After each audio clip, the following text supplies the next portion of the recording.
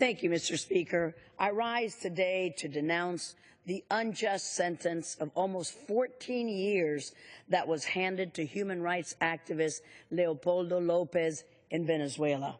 Sentenced along with Leopoldo, who's pictured here in this poster with his slogan, which says, "Wanting a better Venezuela is not a crime. Liberate Leopoldo."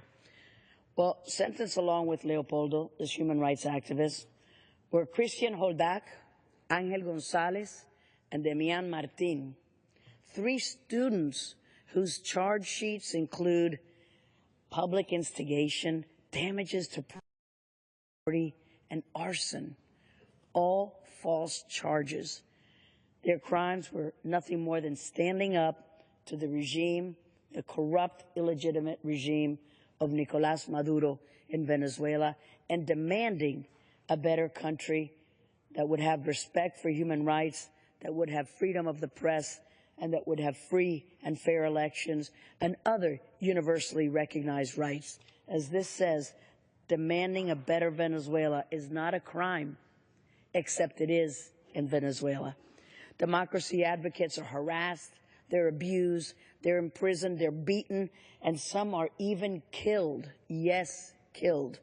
We cannot stand idly by while democracy and due process are trampled on in our own hemisphere.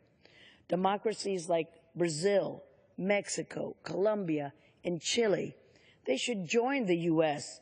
in advocating for democracy and stability for Venezuela and freedom for the many political prisoners who are languishing in Maduro's gulags. I urge the Obama administration to immediately sanction the judge, prosecutors, and those who led this politically motivated kangaroo court against Leopoldo Lopez, against these students, and against so many. The president can use the power granted to the executive branch when we passed here in the U.S. House of Representatives and in the United States Senate the Venezuelan sanctions legislation last year. The president must act. Thank you, Mr. Speaker. Let's hope that he does.